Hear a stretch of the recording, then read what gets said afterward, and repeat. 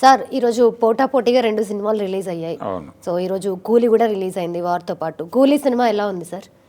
కూలీ సినిమా లోకేష్ కనకరాజ్ తరహా సినిమాగానే ఉంది అది. అంటే టోటల్ యాక్షన్ సినిమా. అలాగే మాఫియా జానర్లో సినిమా చేయటం అనేది ఆయన మొదటి నుంచి చేస్తున్నదే. అలాగే వింటేజ్ హీరోలతో ఎలాంటి రోల్స్ చేయించాలి, క్యారెక్టరైజేషన్ ఎలా ఉండాలి అనే దానికి సంబంధించి విక్రమ్ నుంచి ఆయన ఒక స్పెషల్ జానర్గా తీసుకున్నాడు దాన్ని. రజనీకాంత్ క్యారెక్టర్తో పాటు సినిమాలో ప్రతి క్యారెక్టర్ని విపరీతమైనటువంటి డీటెయిల్స్ వర్కౌట్ చేశాడు. ఈ ముంజిమల్ బాయ్స్లో నటించినటువంటి కుర్రాడు ఒక క్యారెక్టర్ వేసాడు ఇందులో. అంటే నాగార్జున చేసినటువంటి సైమన్ క్యారెక్టర్కి సపోర్ట్గా ఉండేటువంటి క్యారెక్టర్ అది. ఆ క్యారెక్టర్ విపరీతమైన డీటెయిల్స్ వర్కౌట్ చేశాడు. ఆ క్యారెక్టర్ పెర్ఫార్మెన్స్ చేసినటువంటి అతను కూడా అద్భుతంగా నటించాడు. అలాగే అతనికి పెయిర్గా నటించినటువంటి అమ్మాయి కూడా చాలా బాగా వెళ్ళింది ఆ క్యారెక్టర్.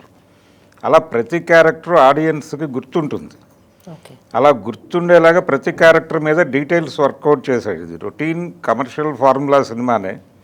అంటే ఒక 30 ఏళ్ల క్రితం జరిగినటువంటి ఒక ఇన్సిడెంట్ తాలూకా రివెంజ్ ప్రోగ్రామ్ నడుస్తుంది దీనిలో. అండర్ కరెంట్లో ఒక 3-4 లేయర్లలో కథ నడుస్తుంది. అంటే ఎక్కడో మొదలై ఎక్కడో నడుస్తున్నట్టుగా మనకు అనిపిస్తుంది. ఈ లింకులన్నీ సెకండ్ హాఫ్లో రివీల్ చేసుకుంటూ వెళ్తాడు. ఎవరికి ఏమవుతారు ఇలాంటి 100 సందేహాలతో సినిమా నడుస్తుంది. ఇది కమర్షియల్ సినిమాలు అన్నిట్లోనూ కనిపించేటువంటి బాణీయే. రాఘవేంద్రరావు గారు, విఠలాచార్య గారు వీళ్ళందరూ నడిపినటువంటి వ్యవహారమే ఇందులో కూడా అదే ఉంది.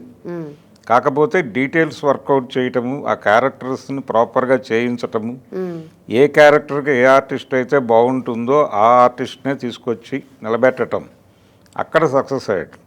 సైమన్ క్యారెక్టరు నాగార్జున గారితో చేయించడం అనేది సినిమాకి చాలా ప్లస్ అయింది.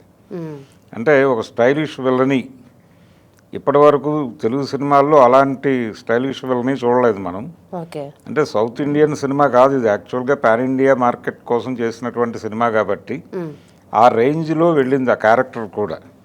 అందుకని నాగార్జున చేయగలిగిన పాత్ర, నాగార్జున మాత్రమే చేయగలిగినటువంటి పాత్ర కాబట్టి తన దగ్గరికి వెళ్ళాడు తను. అది కనిపించింది సినిమాలో. అలాగే నాగార్జున కొడుకు క్యారెక్టర్ చేసినటువంటి కుర్రాడు కూడా ప్రతి క్యారెక్టర్ని చాలా బాగా డిజైన్ చేశాడు. ఎక్కడ ఆడియన్స్ డీవియేట్ కాకుండా ఎంగేజ్ అయ్యి ఎంటర్టైన్ అయ్యారు సినిమాతో. అంటే యాక్షన్ ఉంటుంది సినిమా అంతా, ఎమోషన్స్ ఉంటాయి. అలాగే తండ్రి కూతురు ఎమోషను ఇవన్నీ నడిపాడు. సత్యరాజు క్యారెక్టర్, శృతి హాసన్ క్యారెక్టర్ ఇవన్నీ. వీటన్నిటి మధ్య కూడా ఒక రివెంజ్ నడుస్తూ ఉంటుంది. అలాగే ఒక ఆస్పిరేషన్ నడుస్తుంది ప్రతి క్యారెక్టర్లోనూ. ఒక ఆశ, ఇక్కడి నుంచి ఇంకెక్కడికో ఎదగాలి అనేటువంటి ప్రోగ్రాం ప్రతి క్యారెక్టర్కి ఉంటుంది. ఆశలు అలాగే అనుబంధాలు, ఈ రెండిటి మధ్య జరిగేటువంటి డ్రామాగా నడుపుతూ ఎమోషనల్గా దాని చుట్టూ మాఫియా యాక్షన్ ఇవన్నీ అల్లుకున్నాడు.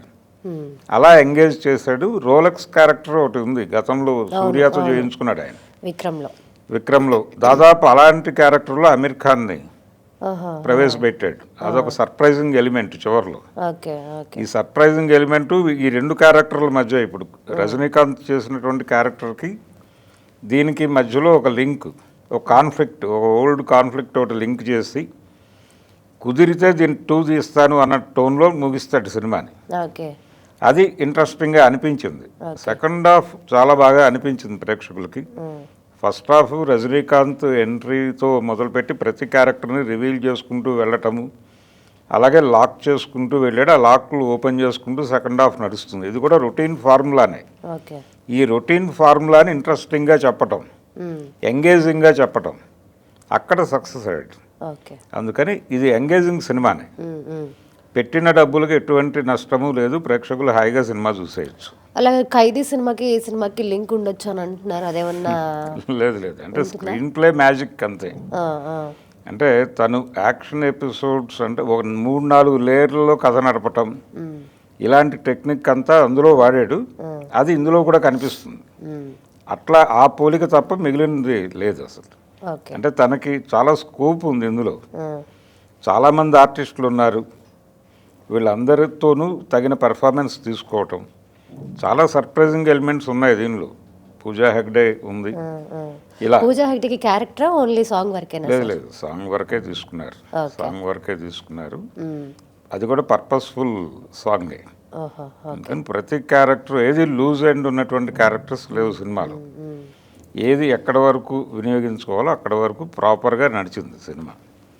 సినిమాలో రజనీకాంత్ క్యారెక్టర్తో పాటు నాగార్జున క్యారెక్టర్ అండ్ అలాగే శృతి హాసన్ క్యారెక్టర్కి కూడా ఈక్వల్ ఇంపార్టెన్స్ ఉంది అని అంటున్నారు కదా. సో శృతి హాసన్ క్యారెక్టర్కి కూడా ఇంపార్టెన్స్ ఉందా? ఉంది సినిమాలో. అంటే శృతి హాసన్ క్యారెక్టర్ మీద నడుస్తుంది. సత్యరాజు, శృతి హాసన్, ఓకే, రజనీకాంత్, అదొక ప్యాకేజ్. ఆ ప్యాకేజీలో ఒక ఎమోషనల్ బాండింగ్ వాళ్ళ మధ్య, అది కొంచెం ఇంట్రెస్టింగ్గా ఉంటుంది. అదే వాళ్ళిద్దరి మధ్య ఒక సర్ప్రైజింగ్ ఎలిమెంట్ ఉంది, అది రివీల్ చేయొద్దు ఇప్పుడు. ఓకే, ఎంగేజింగ్గా ఉంది సినిమా, ఎమోషనల్గా ఉంది. అందుకని ఇది డెఫినెట్గా అంటే ఈ పెట్టినటువంటి టికెట్ మీద పెట్టినటువంటి డబ్బులకి నష్టం అయితే కలగదు. ఆడియన్స్కి ఎంజాయ్ చేసి వచ్చేస్తారు హాయిగా. Okay. Thank you sir. Thank you.